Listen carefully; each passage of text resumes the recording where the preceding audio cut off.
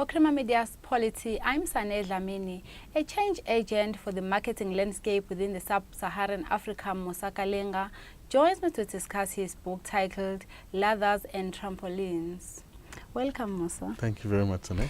This book titled Ladders and Trampolines, can you please tell us how the idea of this book came about and who should be reading this book? Well, the idea was a collection of stories, anecdotes about my own personal and professional experience, from starting a small business to moving into a slightly bigger enterprise and then into corporate South Africa. So some of the things that I experienced from a marketing perspective, some of the professional journeys that I went through, but also a lot of the mistakes that I made, because I believe I've followed a non-linear route to where I am. So I think people who try and read this book are those that are interested in the discipline of marketing, but I also think young people that are professionals trying to craft their careers, trying to understand potentially some of the dynamics they're experiencing in the workplace, relating to management and where they come from, and just to get an alternative view on, as I said, the route to success. You are a marketer and a strategist who built a successful business at the age of 26 from zero to a remarkable 6.5 million turnover. Your book introduces us to ladders and trampolines model to aspiring entrepreneurs. Tell us about the successful business that you built at that young age, and what does the ladders and trampoline model entails? So the business I built, I was a student at Wits, and I finished my undergrad at Wits.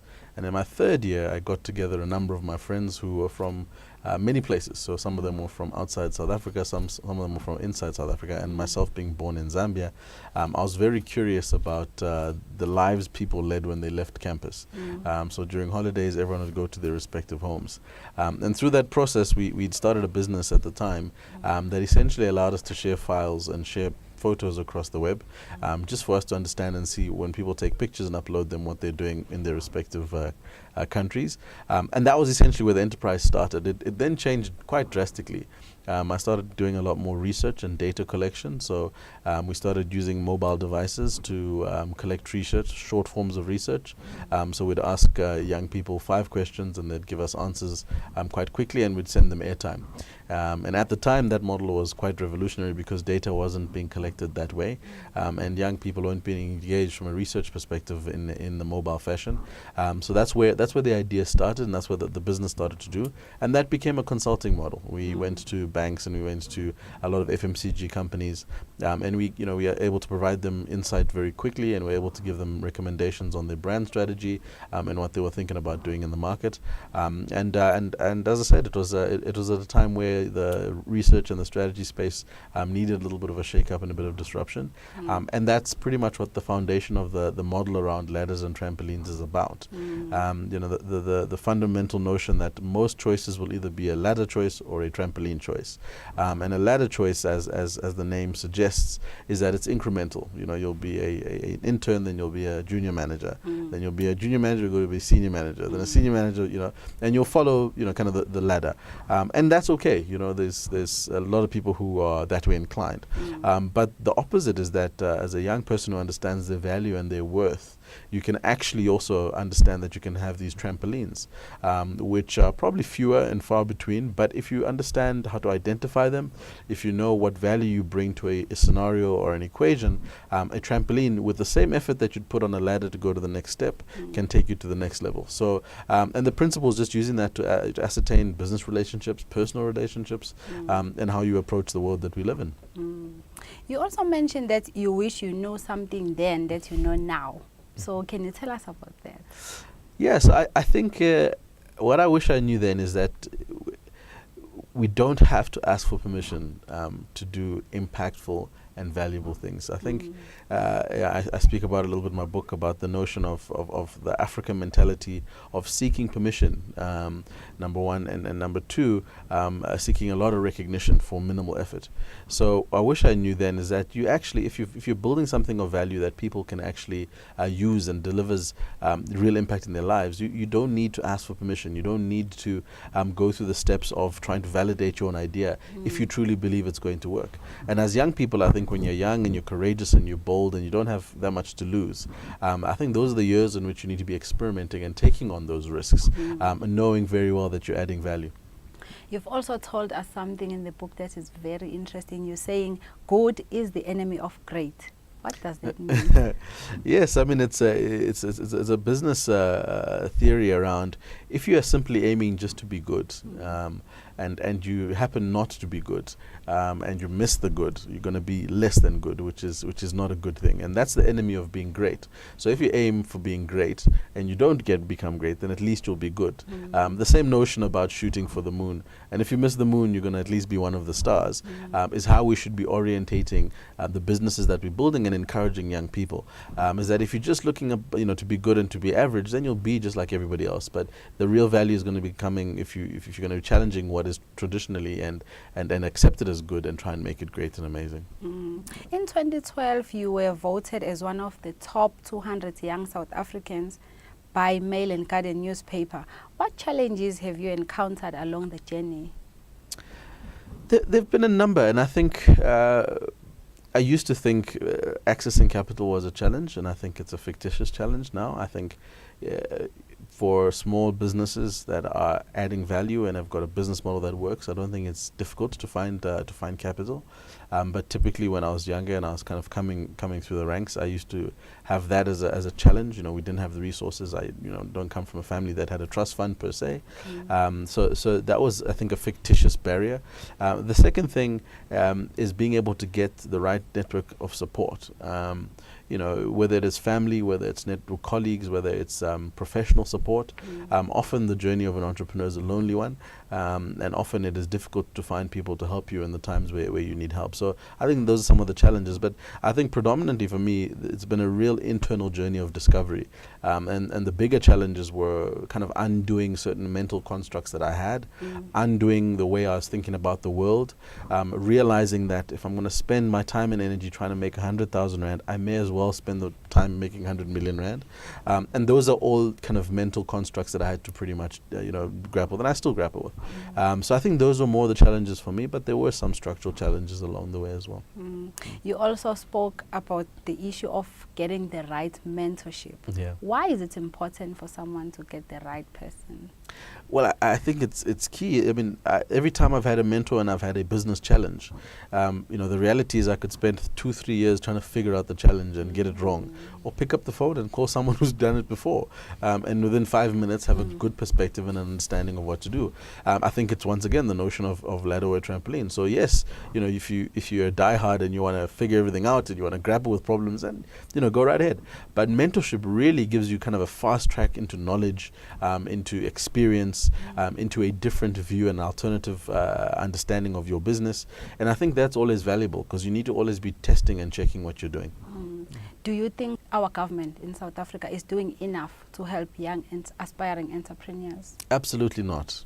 So I think there is an intention, and the intention is not followed through with implementation. The intention, that is, popular rhetoric around young people being involved in the economy, popular rhetoric around creating the industrialists of the future, a popular rhetoric around township economies. That's all essentially trying to speak to inspiring a generation of entrepreneurs.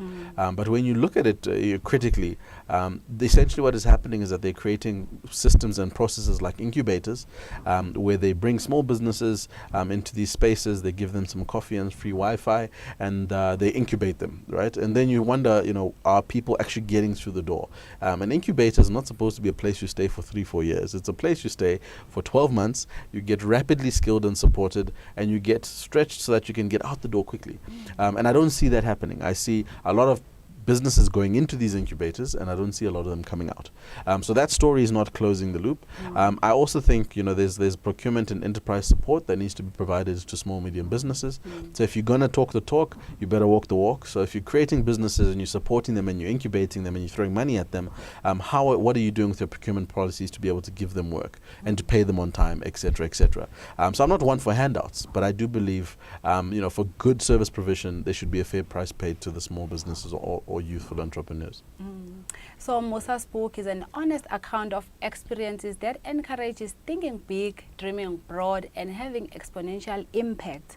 So going back to the WEF Forum 2017, our President Jacob Zuma said, young people needed to partake in all spheres of society, including politics, like him, because he started at the age of 20, I believe.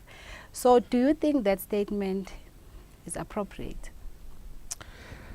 I think it's appropriate, but it's a big statement. It's a very big statement. One of the key themes of the World Economic Forum was this notion of inclusion. All right, and inclusion is, how do you fundamentally create an environment that draws people in, and from that perspective, the statement that the president has made requires us to understand: is the environment ripe enough for young people to feel drawn? And that's why I think it's a big no. I don't think young people identify with a lot of organizations. I don't think they identify with the government. I don't think they buy into vision, and I don't think they see a vision. And in the absence of that, young people will be proactive and they'll do their own thing. That's what young people do. It's been proven time and time again in history. The challenge is that when young people aren't being led and they don't buy in and they don't feel drawn, and they do their own thing, that's then considered them being, irresponsible, reckless, and going against the grain. So I think it's a give and take. I think the government has got a huge responsibility to create a vision that young people actually buy into, understand, and can participate in. And in so doing, you'll see participation. The participation will probably be low in the beginning, but over time it'll become more inclusive. And until that point, young people will define their own narratives. They'll create their own opportunities, and they'll do so in a huge and unconventional way. And that's where I think the conflict often comes in, is that when young people do what they do on their terms, and it's not understood and it hasn't been seen before, it's perceived to be odd, or it's perceived to be destructive, but they are just doing something in the absence of being drawn into a system that allows them to participate. So what can we expect from you in future? A few things. So I'm hopefully working on another book, which I'm excited about. So that's one thing. I'm back in the entrepreneurship space. So I'm building an advertising technology business for small, medium businesses and small agencies. So we are well underway in terms of development there. And I'll be doing a number of speaking and keynotes. And I'm also spending a lot of time in education around digital and helping businesses get online, understand what to do and how to make it work. So so I'm doing a number of those as well. So speaking of digital, why are you so passionate about digital marketing? Well, I think there's a few things. So I mean, firstly, the concept of digital marketing I've challenged for a number of years, and I actually fundamentally believe the idea of digital marketing is dead. I believe that we are now marketing in a digital context, which is vastly different from digital marketing. Digital marketing is that division in the corner where the people dress funny and they come up with crazy things. But marketing in a digital context is hard as all of it integrate together to be able to drive value in enterprise. So I think at my core, I believe that Africa is at a point now where if we understand the power of technology and we understand mobile and we get the fact that at the intersection of technology and humanity, that's where the real magic happens, I think we'll then be able to unlock opportunities. I think that's going to be the key for us to be able to see the change we want to see in Africa.